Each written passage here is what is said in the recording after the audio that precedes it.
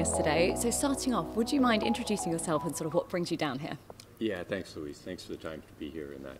So I'm the CEO of Valeura Energy. We're working in Turkey, and to me, I've been coming to the council meetings for a number of years, and it's a really good venue to meet people in that. So to me, yes, I'll attend a lot of the sessions, but it really is about meeting other companies and potential investors. Fantastic. Okay, so we are fast approaching the end of 2018. What have been your highlights for Valeura during the year? Yeah, it's been a very interesting year. So in 2017, we actually drilled the discovery well, Yamalik 1, which found this large basin-centered gas accumulation in the northwest of Turkey. So that was very exciting, but we really didn't get around to fracking and completing that well until the end of 2017 and into 2018. And when we demonstrated that we could flow the gas and the condensate from this deep overpressured well, that's really what gave the high return to our shareholders that we saw.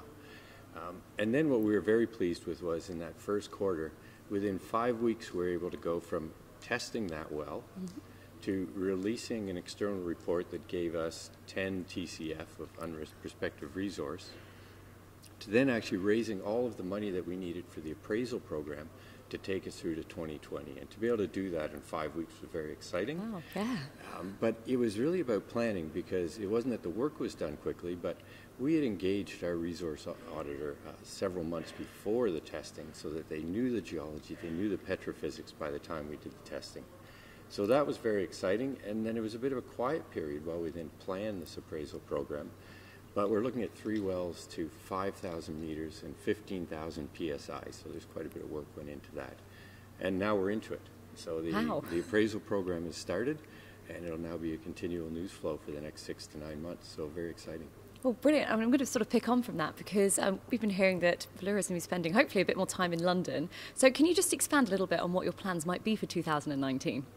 Yes, and there's really 2 areas of focus, and the one is that I talked about first, the appraisal program.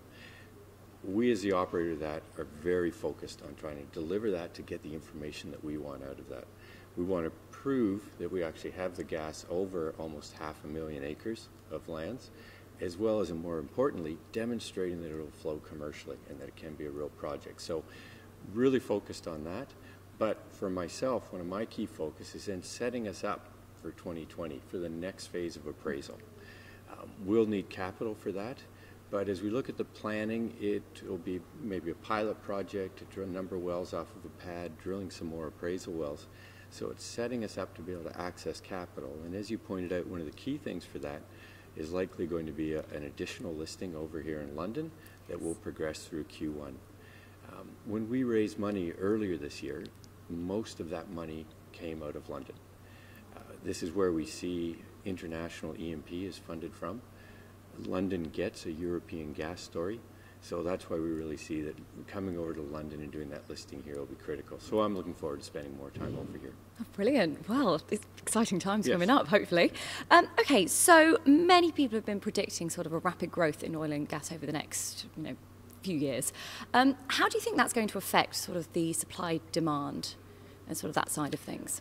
Yeah, so maybe because we're up in Turkey, I'll talk about that specifically first. So Turkey's already seen that rapid growth. So if we look back the past 10 or 20 years, they've been averaging about 8% per annum growth in gas consumption. In 2017 alone, that was about 20% increase.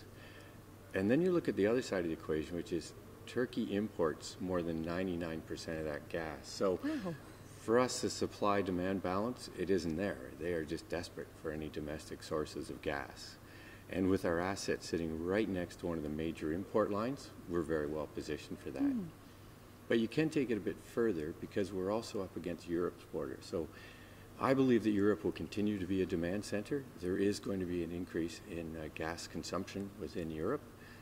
So with where we're positioned there, right up against the border, with Turkey's policy of where they want to be an energy hub, we still may have the potential to supply our gas as an export project into Europe. And we'll just see how that progresses. Okay. So what role do you think gas plays in the energy transition?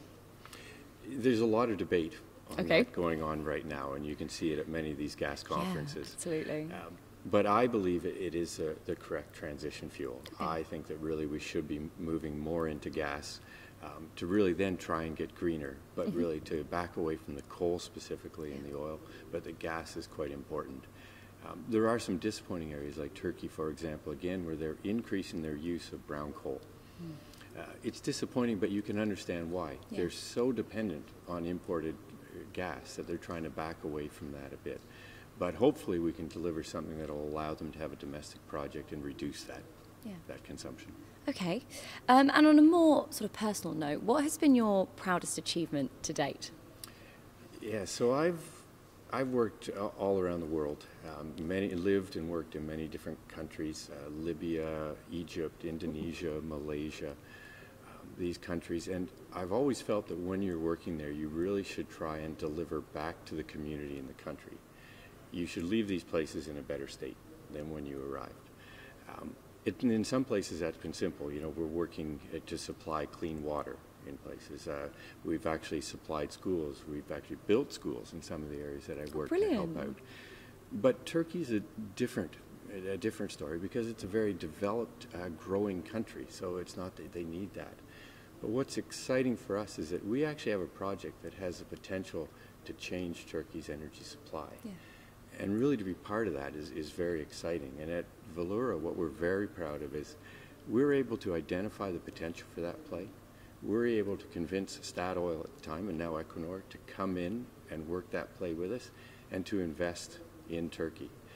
So for me, it's sometimes I kind of joke with the government or with the ministry when you meet them, is that as the CEO of an international oil and gas company, my job is actually to convince people to bring foreign investment into their country, so that we're able to do this. To get Statoil in at the time has been very exciting. So we look forward to what's going to happen going ahead. Oh, it does sound really exciting, all of that side of things. Okay, so we're here today with the Oil and Gas Council. I was just wondering, why do you think that events like this are so important to sort of start conversations? Networking is critical. Yeah. And it's really about seeing where you can find synergies with people at these meetings, whether it's in financing or with companies at the same time. And it's one of the things that's critical just in our business. And I do remember one of the guys I worked for years ago when I worked in a major company, and we were so focused on our work. And he said something very critical to me, which was, he said, look around, 90 to 95% of the great ideas are outside of this company. Now go and find them and go talk to people. And that's what these events are for, are finding those synergies, finding those new ideas with people. Oh, what a great sort of motto to live by there. Yeah. Okay, so you mentioned that you've actually spent a lot of time in meetings this year, compared to sort of being in and out of the sessions as well. How is that for you as a company? It's very good because it allows us to really come to one spot where there is a really diverse set of both finance people as well as different companies that are here, many of which we may not have known before or heard of, and just to set up the meetings to be able just in a couple of days very quickly move around and make those introductions. And, you know, we're not going to move to a full discussion, solution, or engagement here, but it's the introductions that are important, and that we're able to do so many introductions in the short time here makes it a very useful session. Sean, thank you so much for joining us, and I hope you enjoy the rest of the event. No, thank you very much. Thank you for your time today.